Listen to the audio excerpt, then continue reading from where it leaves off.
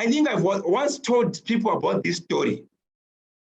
There was a camps in this other country. You know, those soldiers, they like guarding everything at their camp. At one point, there was a wet statue, and the commander actually instructed 3 soldiers to guard that statue for some time.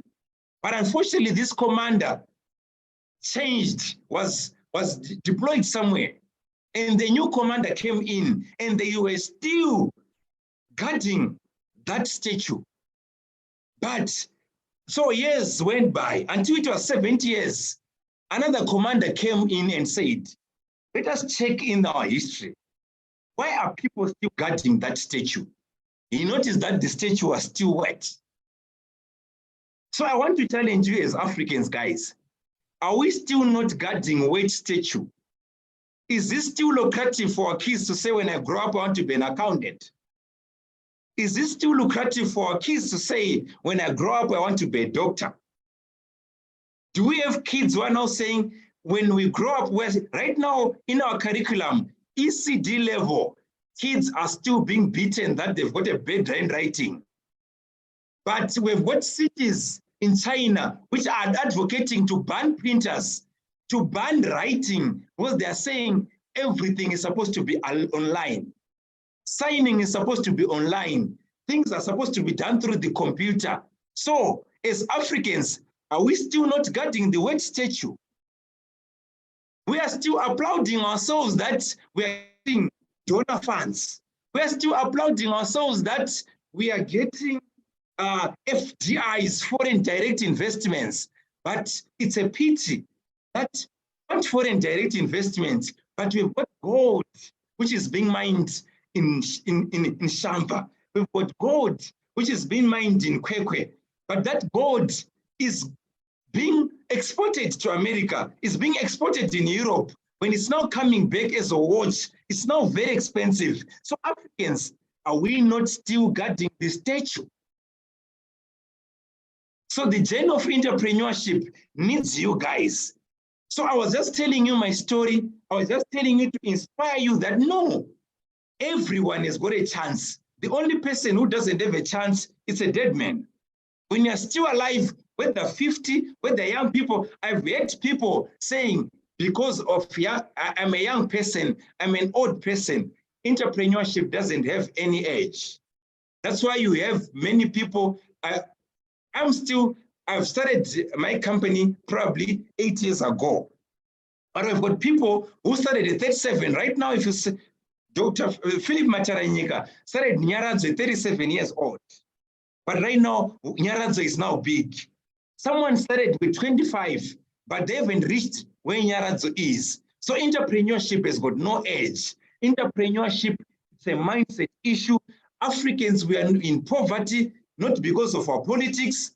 That's a lie. Not because of our environment, which we like talking about.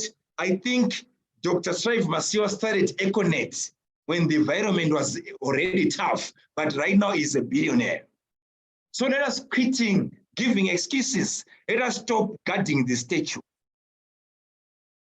We are still guarding the statue as Africans. We are still thinking that if you go through a certain way of doing things, that's the normal way of doing things. Personally, I had an advantage of reading a newspaper. I had an advantage of reading what Dr. Gono was saying. I had an advantage that I got a mentor who I didn't meet, and I only met him last year because he gave me another insight to say, as kids are in universities, what about if you start registering your business? I'm sorry to say this. I know that there's someone who's doing business management. There's someone who's doing entrepreneurship in Bindura or in Chinoy. But unfortunately, you're being taught by a doctor or a professor who doesn't have experience of running a tuck shop. It's painful, but it's the truth. So do you think these people are going to teach you about real entrepreneurship? You are just learning the general part of entrepreneurship.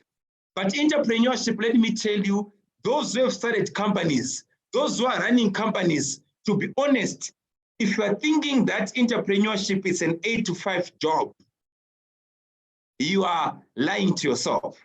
Entrepreneurship is tough. Sometimes I sleep at work. Sometimes other days you're even worried that, are we going to make it this month? I tell you, I've said with executives, by the way, I've worked with over 4,500 companies. Every day, entrepreneurship, it's scary. If you're an entrepreneur, so I'm saying, the doctor who is teaching you about entrepreneurship, who hasn't even run a talk show, who doesn't even know how to draft a budget, besides just seeing it in textbooks, how are they going to teach you entrepreneurship? But I'm saying the lessons about entrepreneurship are now free online. They are free on YouTube. They are free on Google. Right now on your chat GPT, ask about anything which you want. They will give you an answer. Our answers are now on our fingertips, but are we learning proper entrepreneurship? So entrepreneurship, we need to be learning the actual entrepreneurship. We need entrepreneurship to be practical. And how is it going to be practical? It's an issue of mindset. I started my company alone with this laptop only. Me and my laptop, we started this company. I wrote this book, which is giving me a revenue of more than 5,000 a month from this book, besides the speaking engagement, by just selling this book. Because I've learned selling skills, which are not being taught in our schools. Right now, we've got kids who are doing marketing, but they don't have any clue about marketing. We've got kids who are doing marketing, but they don't even know that there's a social media platform called Threads, which was launched. We've got kids who come to interviews with degrees of marketing, but when you ask them, are you on any social media platform? They will say, I'm shy to go on social media. So how are you going to market? So we need to start asking ourselves as Africans, are we not still guarding the statue? Are we still not guarding that word statue? So things have changed. I think Bishop Tudo Bismarck has said, he has compared Zambia and South Korea. They've all got independence, same year. But South Korea is now almost a first world country, producing phones, producing vehicles.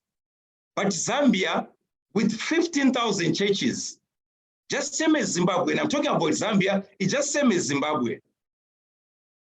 Very prayerful. Every day we are fasting. Every day we are getting into mountains, but we cannot even produce paper. But we are failing, our industries are failing to produce a toothpick. Our industries at one point were failing to produce even glass. So are we not still guarding the statue? What about if we start teaching our kids at a tender age about sales?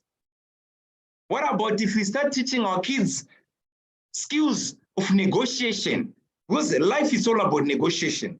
Life is all about sales. When you get into an interview, what are you doing? You're selling yourself. Even some of our young guys end up marrying people they don't love because they are shy, they don't know how to sell themselves. For equal rights purposes, even girls nowadays, they're now asking men out. They are now marrying people they don't love because why? They don't know how to sell. People are now being employed in jobs they don't like because why? They are afraid, they don't know how to sell. They don't know how to make a presentation. They don't even know how to make slides. So we need to ask ourselves as Africans, are we not still guarding the statue?